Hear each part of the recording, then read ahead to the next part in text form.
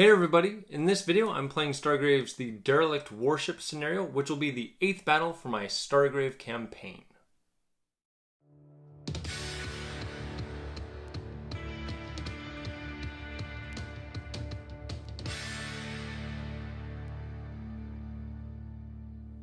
Hey everybody, I'm Alan, with Bricks and Blocks Gaming, tabletop gaming with bricks and blocks and helping to build your gameplay experience.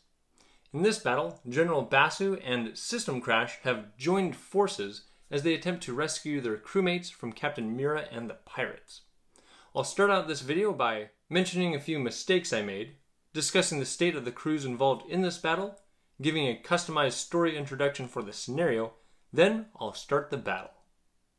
In my previous battle, the Starport Raid, I realized I misread some of the rules at the end of that scenario. I thought that it said you could pay a 40 credit bribe instead of making a survival roll. But the rules actually say you have to pay a 40 credit bribe for each figure reduced to 0 health that lives through their survival roll. Had I read the rule correctly at the start, I would have played the scenario more conservatively, focusing just on getting off the board rather than having the crews battle against each other. But I'll let that mistake slide because having some figures captured and sentenced for execution actually works well with the story I already had planned for this battle. And in this battle, I make two mistakes regarding data loot tokens. At one point, I use a move action to pick one up, and another time I use a mysterious third action to pick one up. But both sides made a mistake, so I guess it balances out. In my Starport Raid battle, General Basu and System Crash battled past each other while getting surrounded by pirates.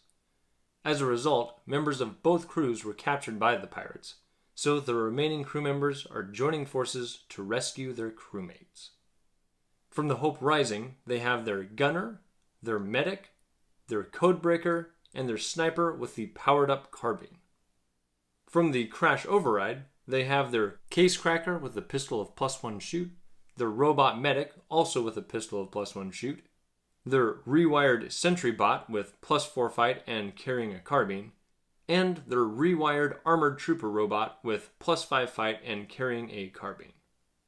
And early on during this battle, I ended up calling this team the Allied Forces, and that name kind of stuck, so that's what I'm going with. Instead of her first mate Verith, Captain Mira is joined this battle by the nameless Jailer. He's a 20th level biomorph that knows the powers Toxic Claws, Toxic Secretion, Fling, Electromagnetic Pulse, and Armoury. He's equipped with power armor, but I'm saying it's more like his tough skin than an actual suit, and a flamethrower. Their crew is made up of all the soldiers from the CROSSBONES, which are a Pathfinder, a Grenadier, 2 burners, one of which has a flamethrower of +1 damage, a trooper with a shotgun of +1 damage, a gunner, a chiseler, and a hacker robot. So now, let's get to the bricks and blocks of the Derelict Warship for Stargrave. What should have been a successful stealth attack on a pirate base turned into chaos when the crew of the Hope Rising were delayed in their escape by the bumbling crew of the Crash Override, who were apparently planning a simultaneous direct frontal assault on the base. As a result, both crews had members of their teams that were cut off, surrounded by pirate troops that flooded the impromptu battlefield, and taken as prisoners. As General Basu made plans for how to rescue his friends, System Crash suddenly showed up in their hideout and offered his assistance with a desire to rescue his first mate Override and the other robots he'd built, and figured he might as well try to save the other members of his crew while he was at it. Pooling their resources and contacts, they learned their friends were taken to a prison located on a large asteroid, where they're scheduled to be executed or deactivated. Now, the unlikely duo of General Basu and System Crash have joined forces to attack the prison and attempt to rescue their friends from this fate. The Derelict Warship begins.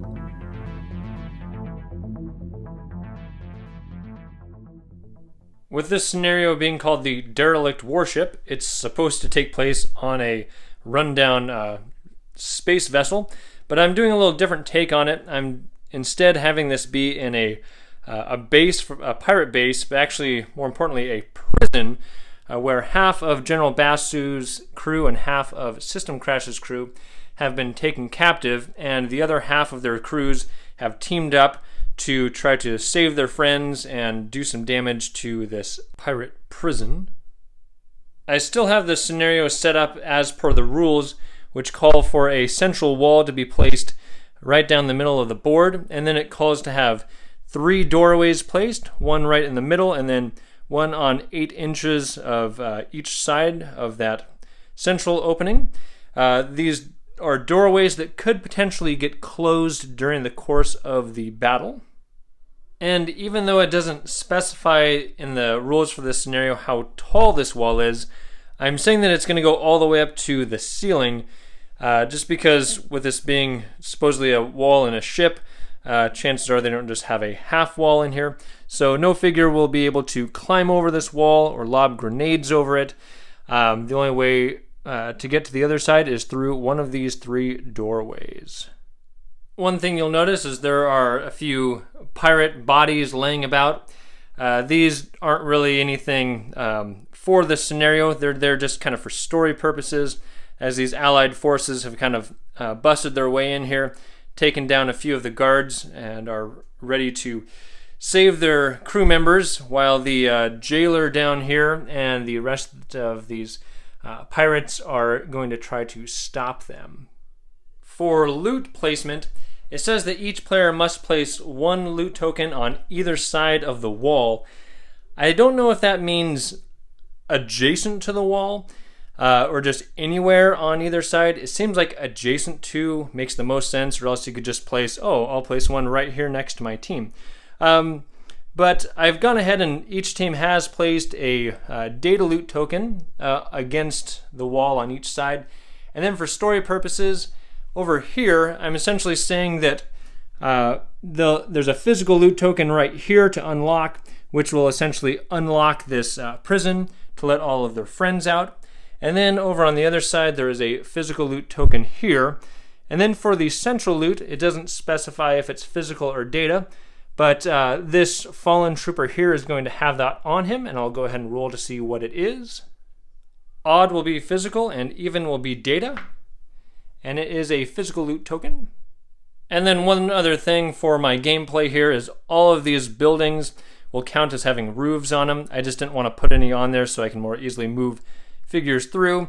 And just for story purposes, these ones here would have basically invisible kind of force field roofs, so that guards would normally be able to see in there and keep an eye on those soldiers. For the deployments, over here to the Allied forces, we'll start with General Basu's team.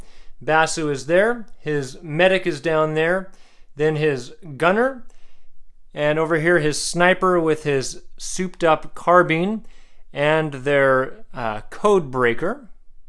And then for System Crash's team, he's got his medic droid that's got a pistol of +1 shoot, next to his rewired Sentry with a carbine. And then over here, his Armoured Trooper robot and his Casecracker that also has a pistol of +1 shoot. And even though this team is composed of members of 2 different crews, for this battle I'm going to have them basically activate as one team, so that any soldiers can be group activated with either of the officers. And then just to keep it simple, General Basu will act as the captain because he's a general, and System Crash will act as the first mate as far as turn sequence. And since these 2 crews are working together, General Basu is going to use his Armoury power to try to make it where this Armored Trooper robot does not cost System Crash the normal 50 credits. We'll see if he's successful. 10, he needed a 9, so he is. And then to make it worth General Basu's while to use that power to save System Crash some money, normally it'd be 50 credits to pay for combat armor. So what I'm going to do is System Crash will essentially pay General Basu half that rate, So they make some money off it, and System Crash essentially saves money on it as well. And then General Basu will attempt Toxic Secretion on a 13, which he gets there also. And he'll use that to allow his gunner and then the Armoured Trooper robot both to deal poison damage with all their weaponry. Then over to the other side of the table, we have Captain Mira here with her Chiseler. Over here is her Hacker robot, her Trooper with the shotgun of +1 damage, their Grenadier, their Pathfinder, their Burner with the Flamethrower of +1 damage. Over here they have their other Burner, their Gunner, and then this is the Jailer that will be joining them. So what's going on here for story purposes is the Jailer is in charge of this prison, and Captain Mira's team has just arrived to take the prisoners to their place of execution when the Allied forces have arrived. And so since this is the Jailer's prison, he will act as the captain, and Captain Mira will act as the first mate for this scenario. For Captain Mira's before game powers, she is going to attempt Mystic Trance on an 8, which she fails. And for the Jailer's before game powers, he'll start out attempting Armoury so that his combat armor won't cost him any money, and he barely gets that. And then he will attempt Toxic Secretion on an 11, which he failed. One final piece of setup is that each player is allowed to place one repair bot on the table adjacent to a loot token. So there's one down there, and then there is another one right over here. Initiative for the first round goes to the Allied forces. So General Basu will start things out by activating by himself and then using the coordinated fire ability on his gunner. He needs a 9, which he gets. And then he will power move and move, not his full distance, but just right over here, next to that corner so you can kind of see down there a bit. And the gunner now has +4 shoot. The Jailer over here is going to activate by himself.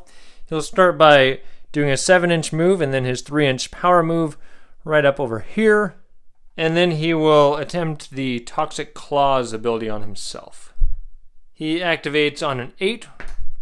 He gets that, and he does suffer 1 point of strain damage. System Crash down here will then activate by himself. He'll start by moving 5 inches right up over here. And from there he will attempt the Transport Power on his Armored Trooper. He just needs a 7 for this, which he easily gets. That transports this robot to right there. And then he is going to take his 3-inch power move this direction. First mate Mira over here will then move and power move right here. And then she will attempt the drone power. She needs a 10 for this and gets that. She suffers 1 point of strain, but her trusty drone pops up right in front of her and next to this loot token. To the Allied Forces soldier phase, these 3 soldiers here are all going to run up this way. And on double moves, the Codebreaker is set up to get to that loot on his next turn with the medic next to him and the Sentry following behind to eventually offer some defense. Next, the Sniper is going to work his way around here on his double move.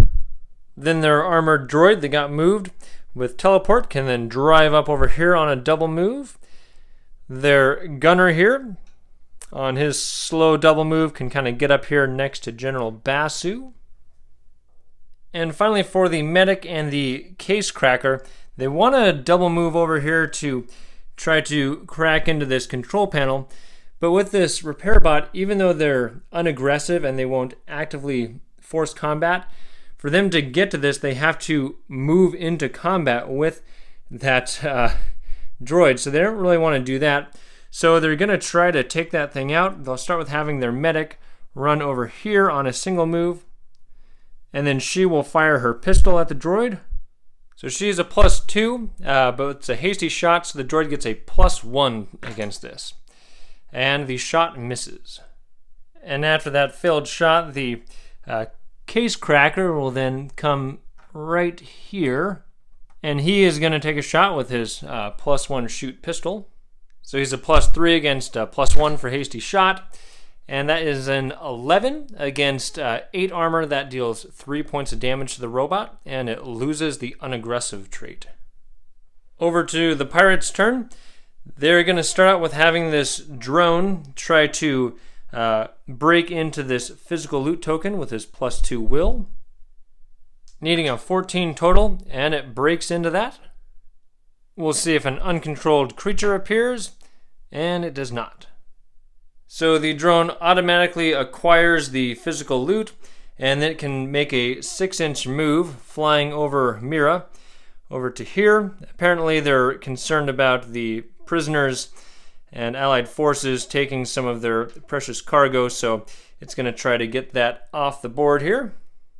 And then their chiseler, no longer needed for that physical loot, is going to double move over here next to Captain Mira. Then this squad of 5 soldiers, they're all going to double move up this way. So the Pathfinder went first, followed by the Burner, the Grenadier, the Sentry, and then the Hacker Droid kind of worked his way through there. And lastly, this other Burner will activate, and then the Gunner will activate, and they'll both end up double moving up here to finish off the soldier phase. To the creature phase, or in this case the repair bot phase, this one here, since he still has the unaggressive trait, he will not move toward the target point, which is the center of the board. Instead, he will just make a random movement, and he rolled to move this way. Apparently, it realizes it no longer needs to do anything with that crate and is going to work on this ship.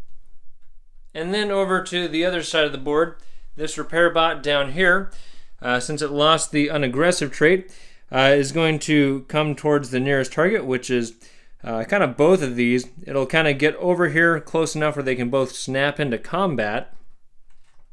So after they snap into combat, it can use its second action to attack. Both these figures have the same health, so we'll roll odd for the Casecracker and even for the medic. So it'll be attacking the Casecracker. The Casecracker is supported, so he's got a +4 against +0 for the repair bot. And he gets a 22. He does have a knife for -1 damage, but against 8 armor and 5 health left, that repair bot breaks down. Alright, so that thing crumbles into a pile of robot parts. And at the end of each round, a roll is made on a special table to see what kind of event happens. And all the events are based around being on a derelict space vessel. So what I'm saying here is this prison is located on a giant asteroid that isn't really inhabitable besides enclosed bases like this. And the act of the Allied forces coming in has kind of disrupted the systems on the base, and so things are starting to break down. So we'll see what event we roll. So an 18 is a localized explosion, and each player can pick a point on the battlefield, and every figure within 2 inches of that point suffers a +0 attack. Well, the pirates are going to choose this spot right here. Essentially, this droid must have exploded after they destroyed it, so that's going to attack them. Against the Casecracker, +2 defense against +0 attack, and that hits him. They have 10 armor, so that is 2 damage to the Casecracker. And then for the medic, she is a +2 against +0. And she fails the defense, but the attack doesn't get past her armor. And then the Allied forces are going to choose to drop this explosion right here, which will target the Hacker, the Burner, and then the Grenadier. The Hacker is a +1 against +0, and it defends. The Burner is +3 against +0, and no damage there. And then the Grenadier +3 against +0. But he gets hit with an 18 against 11 armor for 7 damage. He is stunned. So with that, the pirates are realizing that their base is starting to self-destruct. Rolling initiative for the next round. That goes to the Allied forces again. General Basu over here will start out his turn by using the command power on the Armoured Trooper robot. Casting on a 10. Failure by 5. He will go ahead and exert for 5. General Basu will then power move and move over to here. Getting that power to successfully activate is important because they need to get him over here to block this doorway so that the jailer cannot come through. And so the droid will activate to right there in the doorway and fire at the jailer. The robot has a shoot of +4 and the jailer has a +6 fight plus 1 more because of hasty shot. So the 20 to the 22 fails. And after being shot at, the jailer will now activate. It will single move into combat with the droid. And then it will attempt the fling power on it. Fling can't be used against a large opponent, but the book never says that armored troopers are large. So this activates on an 8, which he gets and does cause 1 point of strain damage. The way fling works is the target must make a fight roll against a target number 16. So it's got a +4 to this, and it gets a 17, so it succeeds. So just to point out what he was going to do is it lets them move the target 6 inches in any horizontal direction. So he was actually going to take it and toss it in here, where it would essentially be in direct line of sight to all these shooters. So the droid is probably pretty lucky that it dodged that. And also if it had been moved, then the jailer would have power moved into the prison side. System Crash for the first mate phase will then move and then power move right up over here, a total of 8 inches, and then he will attempt the transport ability on the sniper. He needs just a 7, which he gets.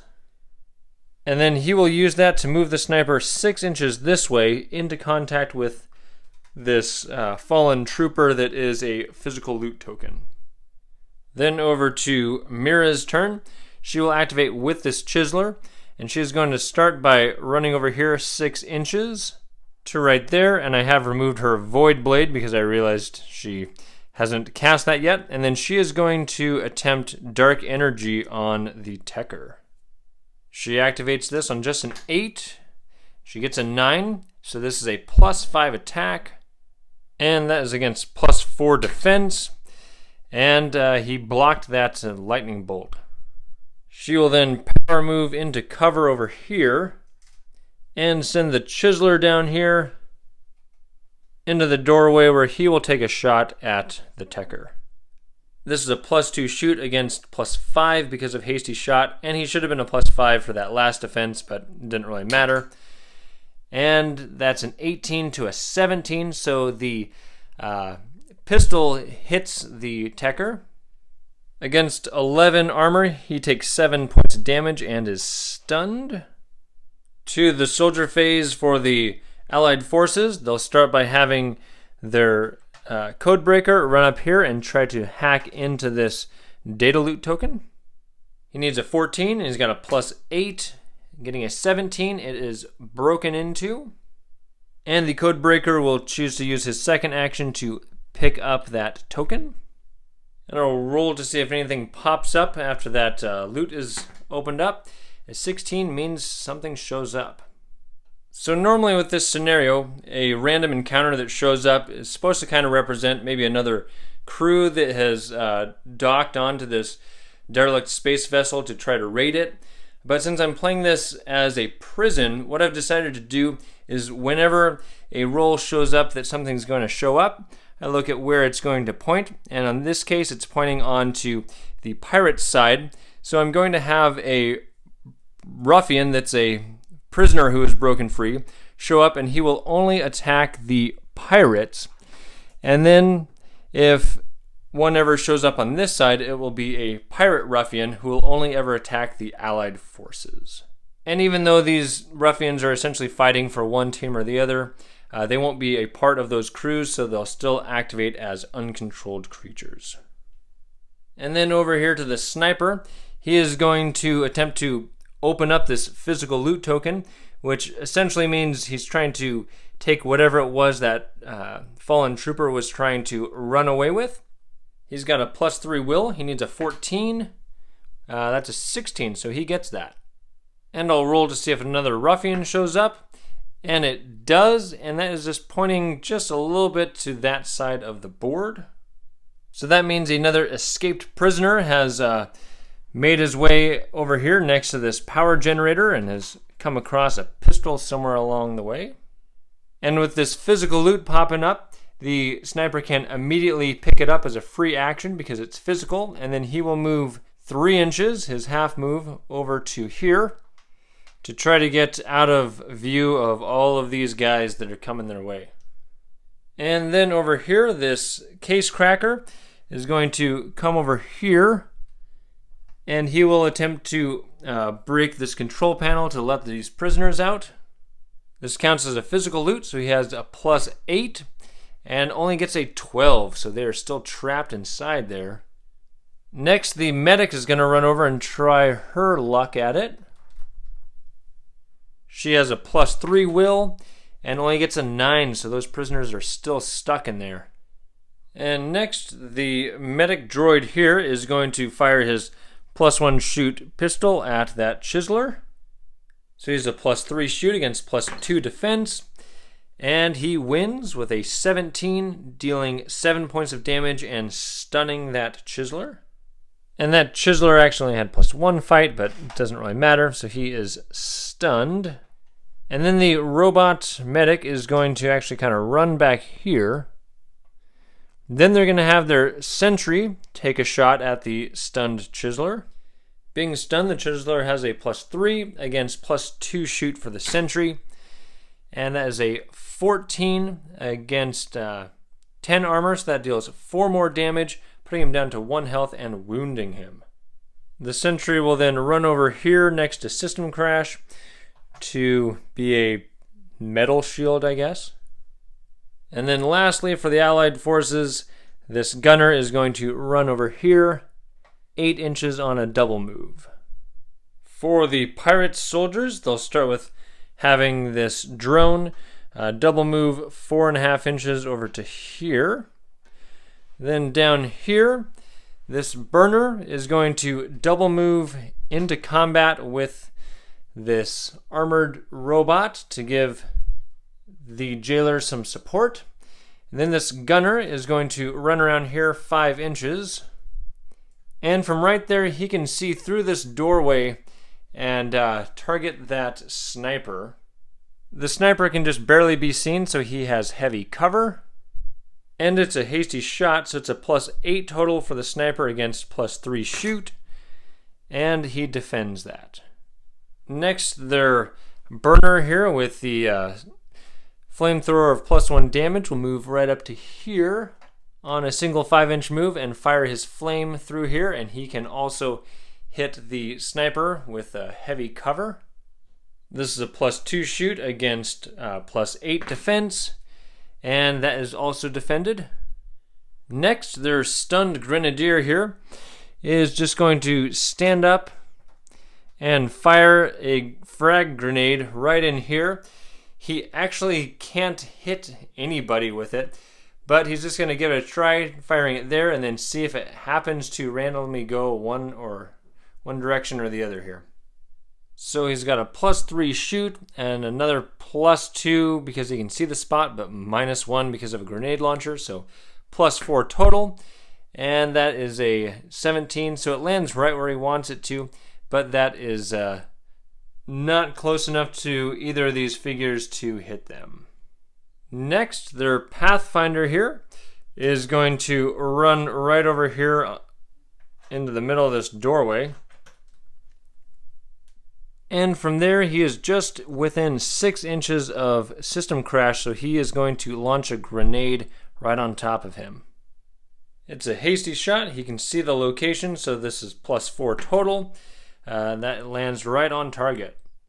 So first, this is a +3 attack on System Crash. He is stunned, so he is currently a +6. And he defends that, and there's a sentry standing there. The sentry has +4 fight. And that is a critical hit.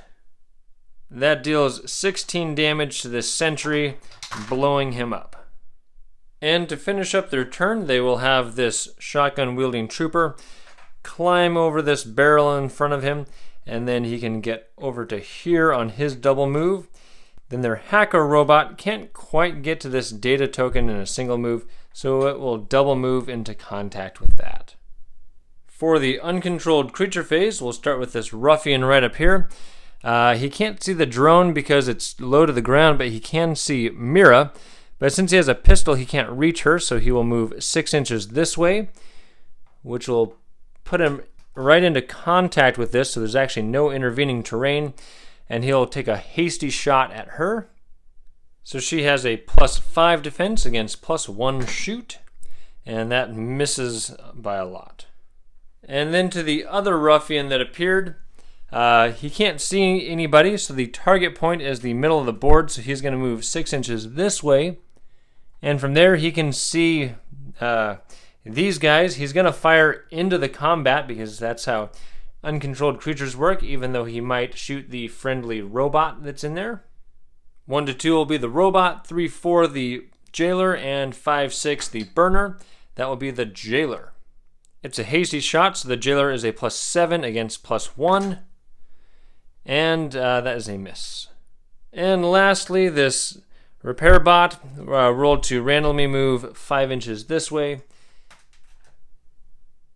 We'll roll on the end of the turn event table, getting a 7.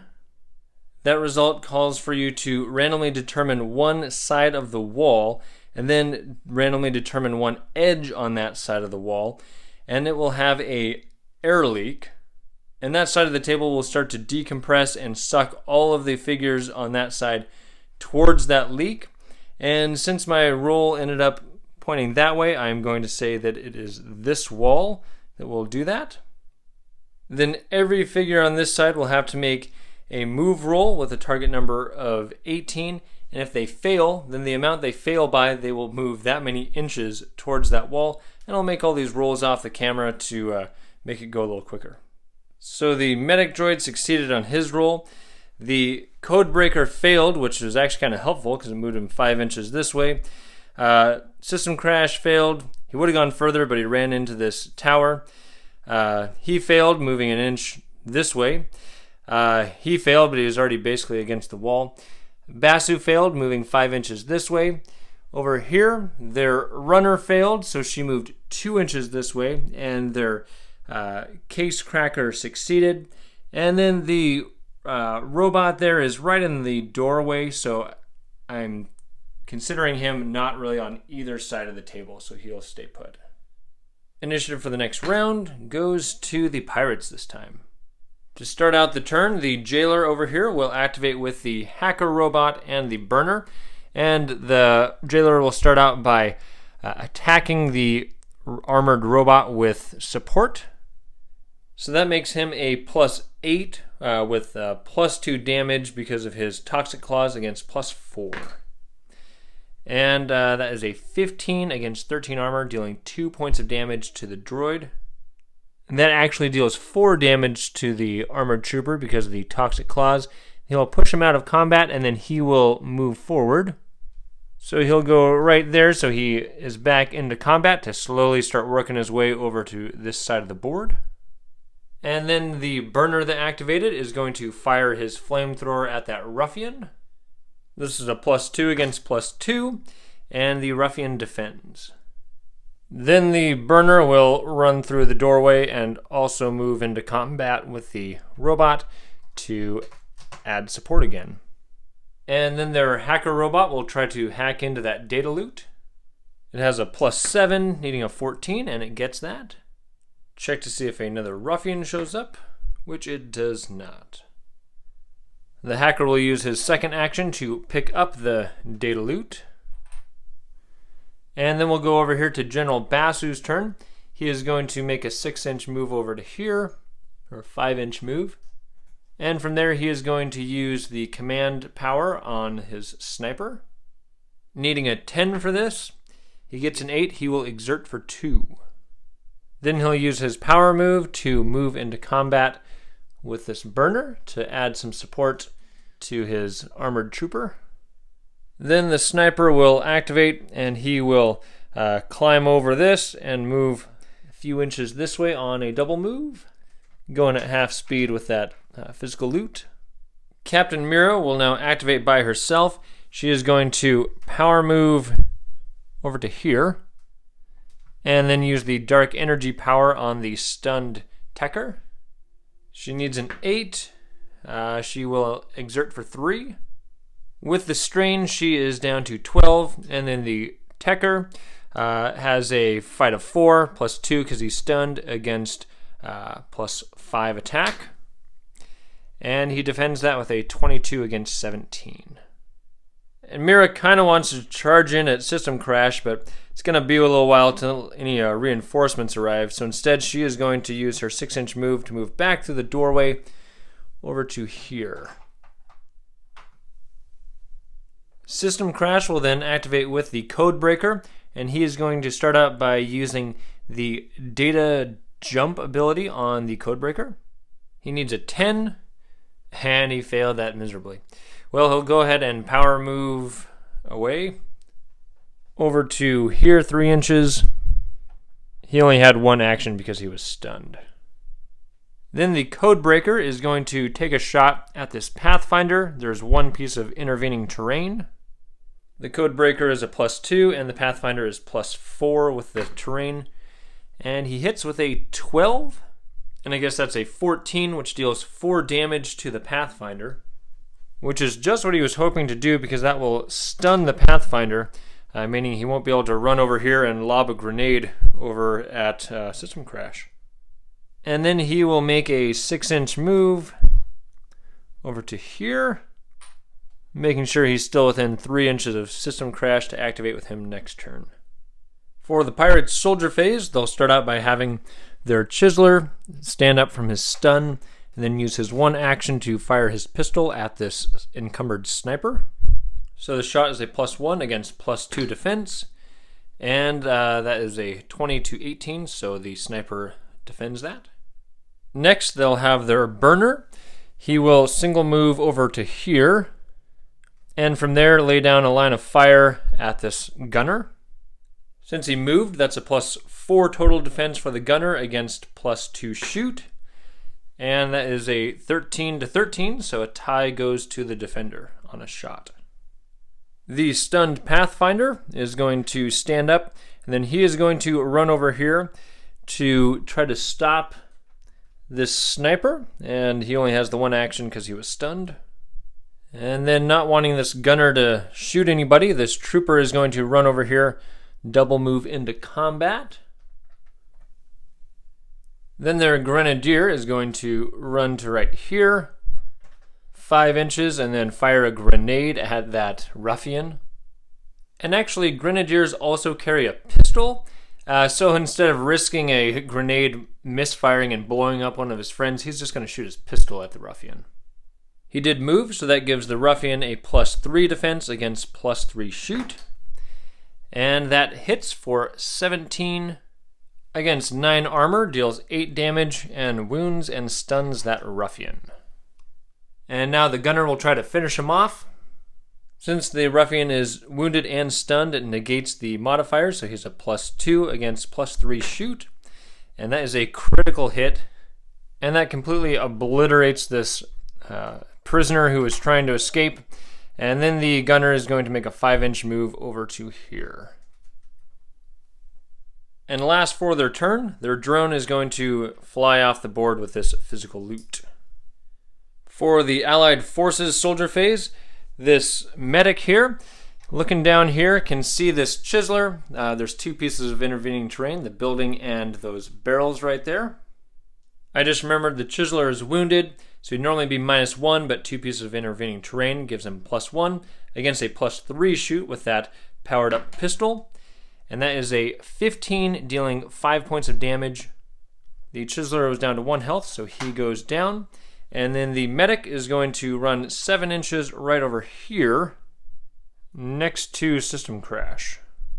Then over here, these 2 soldiers are desperately trying to free their imprisoned crewmates.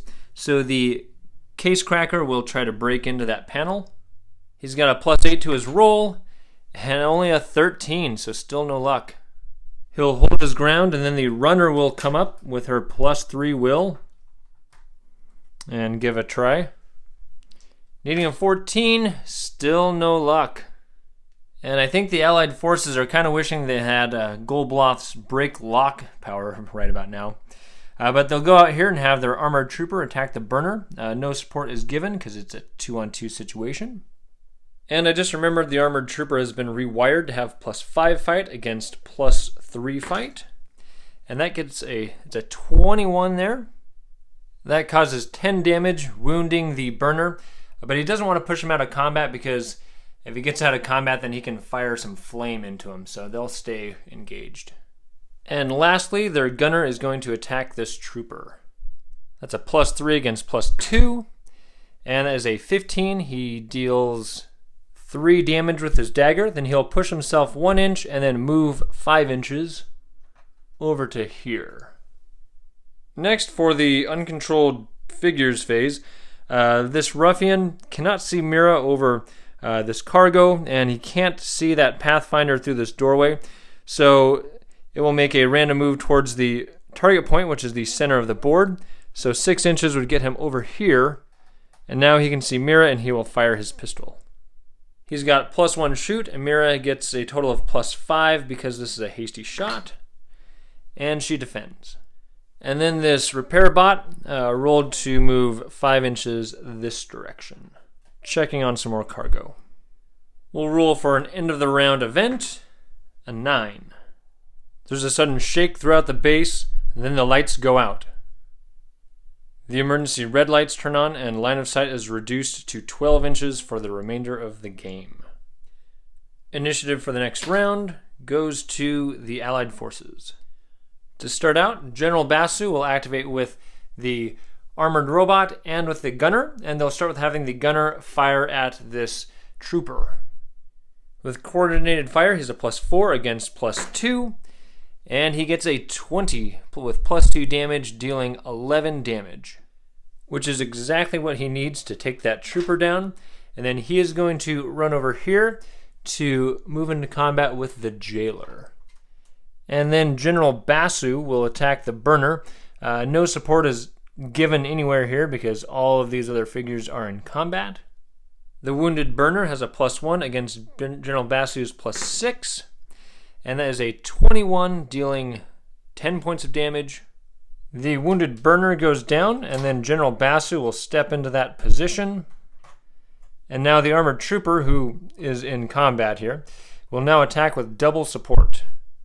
So this is a +9 against +6. And that is a 14 against combat armor, deals 1 point of damage to the jailer. Well, these Allied forces were hoping to deal a little more damage to that jailer, but I guess he's pretty determined to try to stop these prisoners from escaping. And because of that, I'll have him play by his storyline, and instead of just playing it safe and locking up these guys in combat, he is going to go ahead and attack the gunner. So the jailer is a +6 against +7 with the double supported gunner. And the gunner wins with a 26. Well, I guess that's what the jailer gets for not playing it safe. He's lucky the gunner has a knife instead of a hand weapon because that leaves the jailer at 1 health. And next over here to the first mate phase, System Crash is going to activate with the Codebreaker, the medic, and the sniper. He's going to start with having the medic run over here and just move into combat. And then System Crash is going to run over and also get into combat, and he is going to attack with double support. So he is a +8 against +3. And he gets a 25 against 10 armor, dealing 15 points of damage. The Pathfinder only had 10 health left, so he goes down, and then the sniper is going to double move 4.5 inches to here. And then this Codebreaker is going to double move off the table with the data loot. Captain Mira is then going to make a move, making sure she stays more than an inch away from that ruffian. She'll come through this doorway over to here, and from there she will attempt Dark Energy on System Crash. This activates on 8, which she gets. This is +5 against +4 defense, and she hits with a 20, which ignores armor, dealing 11 points of damage, and the Tekker goes down since he only had 10 health remaining. And then Mira will power move over to here. Over to the soldier phase, they're going to have the runner attempt to break into that physical loot. Their +3 will, she needs a 14, and they finally break into that and free those prisoners. And I'll roll to see if another ruffian shows up, which it does not.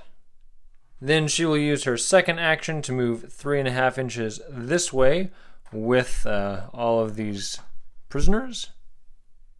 And I think that looks pretty good for a physical loot token. And then this Casecracker will just kind of stand over here to encounter anybody that might happen to run this way. To the pirate's soldier phase, this burner is going to run through the rest of this door and single move over to here, where he's just going to lay down a line of fire right into that melee.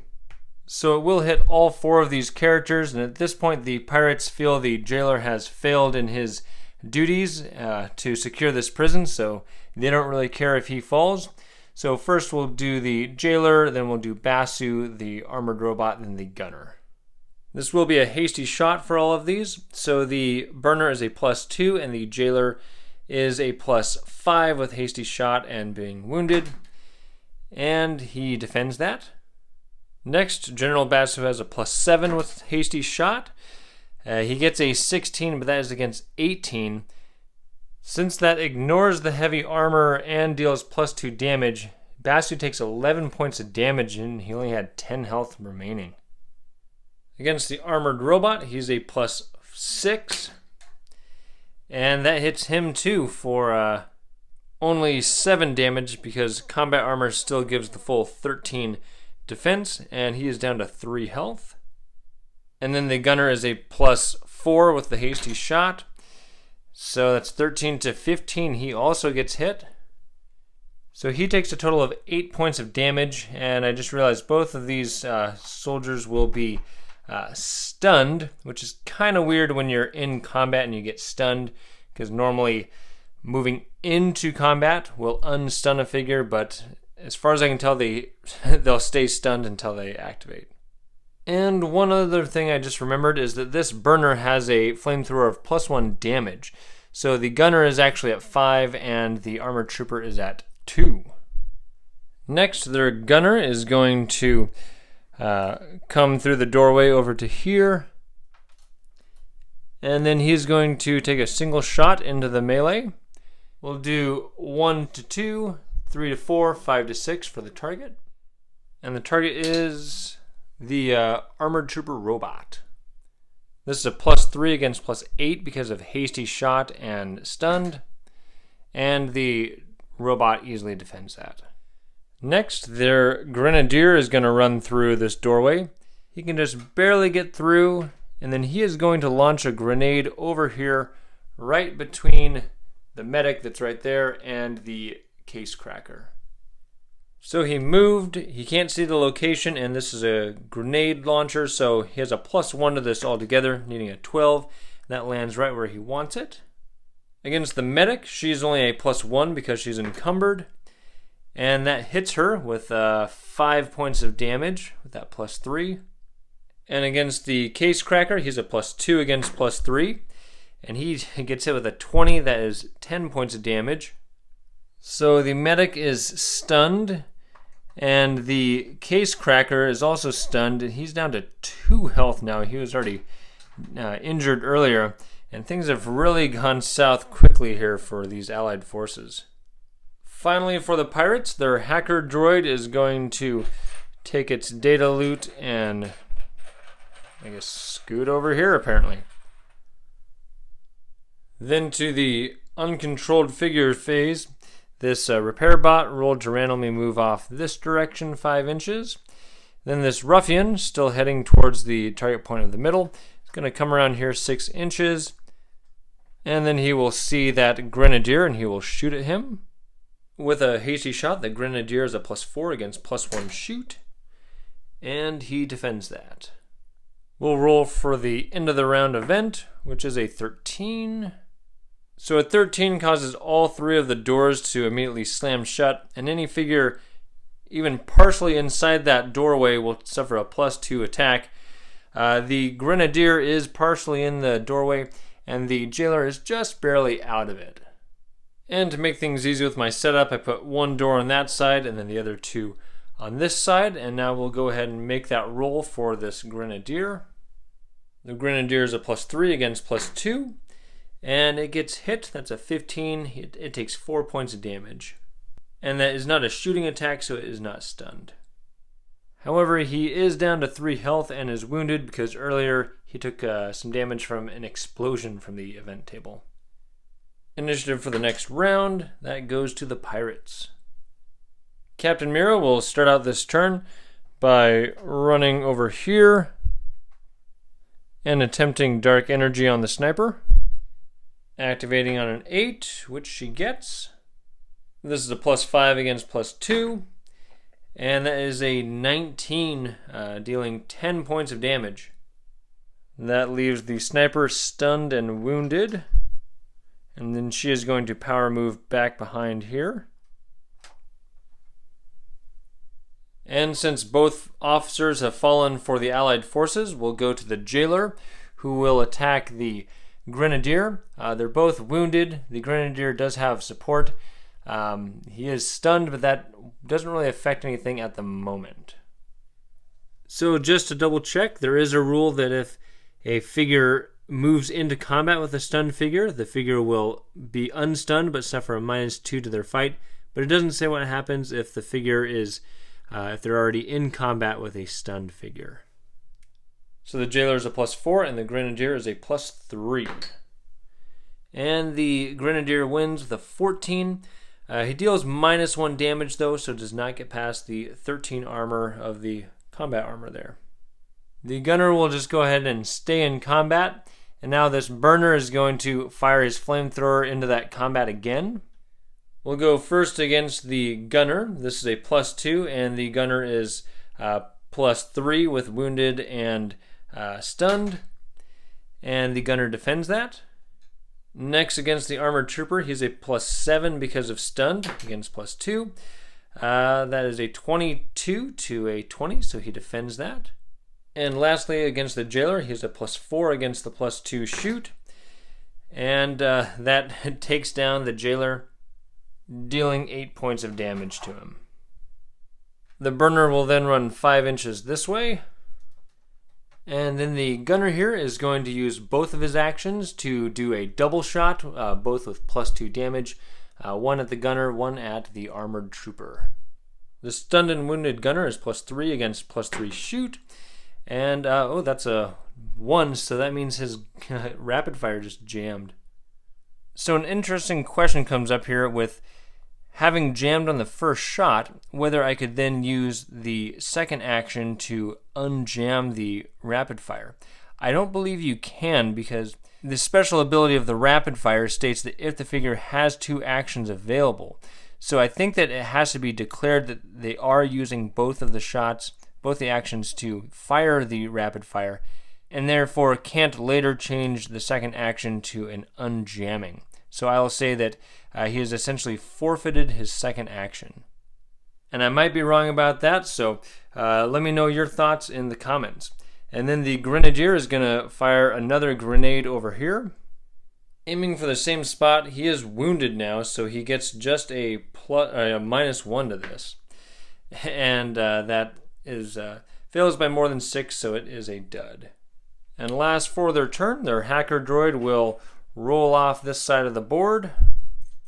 And then to the Allied forces, what's left of them, this medic droid is just going to come over here, double moving into combat with Captain Mira.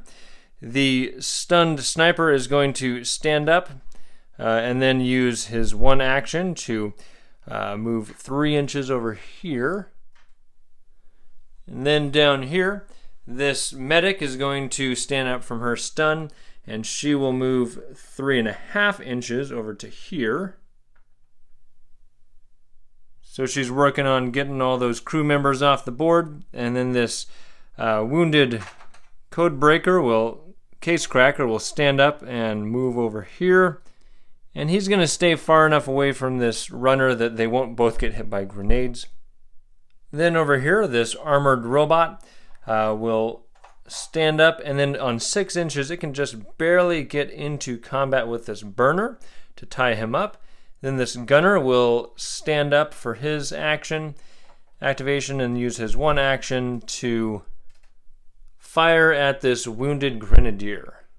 And there is 1 piece of intervening terrain. Being wounded, he has a +2 shoot against +1 defense. And it's a tie, no damage though. For the uncontrolled figures, this repair bot rolled to move down this way. And then the ruffian will move toward its target point in the middle of the board, and will have to stop when it gets to the door. And the special rule for uncontrolled creatures and doors is that if they start their activation next to a closed door, they'll use their first activation to open it. So it will forfeit its second action. We'll roll an end of the round event, which is a 9. With a 9, there's a rumble of a backup generator kicking in. The lights come back on, and figures can now see full line of sight. And now we will roll initiative for this next round. And that goes to the Allied forces. Before we get to the Allied forces' remaining soldiers, Captain Mira will activate in the first mate phase, and she will attempt dark energy on the medic there. On an 8, failure by 5, she'll go ahead and empower that, and with the strain that puts her down to 5 health. This is a +5 attack against +2 defense. Actually, that's a +7 because this is a robot. So that is a 23 against 9 armor because it negates armor. He takes 14 damage and goes down. So the Allied forces lose another soldier in this rescue attempt. And then going to the soldier phase of the Allied forces, the gunner down here is going to take another shot at this grenadier. And I think I forgot the last time he made this shot that the grenadier actually has intervening terrain, so it's a +2 against +2. And that is a 19 with +2 damage. That is more than enough to take out the 1 health remaining grenadier. And then for the rest of their soldier phase, this sniper is going to run off the board with this physical loot, securing that. And then down here, the medic is going to be able to run off the board with all the prisoners they've helped escape, and that will put no loot tokens on the board, which will end the game here. The Allied forces were doing pretty well in that battle until the one turn when they took a bunch of flamethrower attacks and grenade launcher attacks, and they lost both their captains in one turn. And then their Casecracker and their medic were having a horrible time trying to get into the jail cell, but they finally got that open to get all their crewmates rescued. And I think it was kind of thematic, how badly beat up this team got, just what they were willing to go through to save their crewmates, the sacrifices they were willing to make. And now we'll see how bad those sacrifices were with some survival rolls. For their Sentry, he is destroyed, so he was a rewired Sentry. Their medic with the powered up pistol is fine. And now the serious stuff, System Crash gets a 9, so he is fine. And General Basu gets a 5. So a 5 is the badly wounded result, which means he'll either start the next battle at half health, or he can pay 100 credits or 50 credits since he has a medic on his team to make sure that he will be back to full health for the next game. So could have been a lot worse on that roll. For experience points, the Allied forces gain 30 for participating, 30 for having at least one soldier fall in combat, 50 for, they only had 5 powers they successfully used. They gained 5 for taking out one of those repair bots, 40 for taking out at least 4 of the enemy figures. They gain 60 for opening up 3 loot tokens. And there's special experience for this scenario. If any figure that leaves the board after the 3rd turn which they had 3 figures leave the board with loot. They gained 5 experience points for each one of those, for a total of 230 experience points. And they had to divide this amongst their 2 warbands, their 2 crews. And I said that only their captains could level up because they were the ones that were participating. So they each get 115, and they both had actually 80 experience points saved up. So System Crash upped himself to level 20 and has learned the data skip power. And General Basu has increased to level 19 and lowered the activation number for coordinated fire down to 7. For their loot, I'm going to have them try to divide this up evenly. So 1 data and then 2 physical. This is information worth either 200 credits or 20 experience points. This is trade goods worth 250 credits. And this is a roll on the Advanced Technology Table 1. And this is a nano repair kit, which is useful for a medic. System Crash's medic already has a powered up pistol, so General Basu's medic would like to have that. So what I've done is I've figured out the cost of that, and then with the rest of the credits they found, and the crew of the Hope Rising will get the nano kit and 165 credits, and System Crash will just simply get 285 credits. With System Crash's crew back together again, they spent 50 credits to essentially build another Sentry robot with a carbine. This one unfortunately hasn't been rewired yet. They spent 160 credits to purchase a integrated filter mask that they found from their contacts they gave to Override. I don't know how useful that will be, but I thought it would be thematic since he's supposed to be kind of a robot, and that takes up no item slots. And then as far as getting their team back together, just as a reminder, their trooper there has jet boots, or in this case a jetpack. They had hired an assassin robot, a sniper at the end of the last battle, and so I'm just saying that they essentially built that out of some spare parts while they were in prison. And he has their carbine of +1 shoot, and then they've got their burner and their Sentry that's been rewired that's carrying the hand weapon of +1 fight. For the Hope Rising, they gave that nano surgery kit to their medic. They spent 50 credits to heal General Basu of his wounds, and then they've got back their Sentry, Golbloth, their Grenadier droid, their Pathfinder, and their Trooper. And since the crew of the Hope Rising didn't find anything to purchase, they've got 205 credits saved up, and the crew of the Crash Override has 274. The pirates got pretty beaten up in this battle, having 6 members of their crew fall in combat. They had trouble getting things started early, but once they got some figures over past the halfway point, their Grenadier here and their burner were able to do some pretty serious damage. They were only able to recover 2 of those loot tokens, but for now, let's go ahead and make some survival rolls. For their Chiseler, he is fine. Their Trooper, he is dead, and he had the shotgun of +1 damage. Their Grenadier, he is fine. Their Pathfinder, he is badly wounded. Their Orange Burner, he is dead. And for the Jailer, I'm not sure if it's really going to matter what happens for him, but he is very much ready to guard another prison. For experience points, the pirates gain 30 for participating, 30 for having at least 1 figure fall in combat, 80 for 8 total powers that Mira and the Jailer used, 40 for taking down 4 members of the opposing crew, 40 for opening up 2 loots, and 10 special experience points because both the drone and the hacker were able to make it off the board after the 3rd round of the battle. Altogether, they got 230 experience points, and since I'll be dividing it between the 2 of them, Captain Mira will gain 115 and combine that with 20 that she already had. She is going to level up to level 20 and learn the Life Leech power. And the Jailer, he's just kind of a temporary captain, so I'm not worrying about his leveling up. Maybe he'll make an appearance in some later Stargrave videos. And for the 2 loots that they found, these give them an advanced technology and an advanced weapon.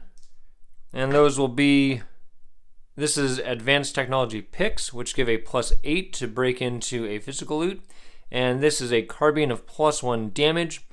Since she does need to split her winnings with the jailer, I'll just let her pick which one she wants. She is going to take the advanced technology picks and give the jailer the carbine of +1 damage.